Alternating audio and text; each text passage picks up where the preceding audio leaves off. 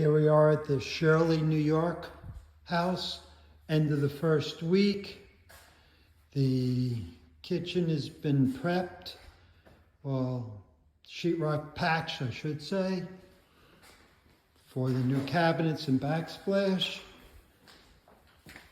The two bedrooms have been separated with sheetrock is up, closets are installed.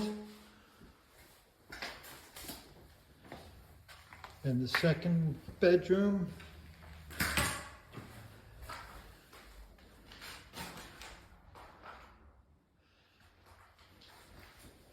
And then we go into the master. The shower base is in, sheetrock and cement board are installed. And then in the master, all sheetrocked is new.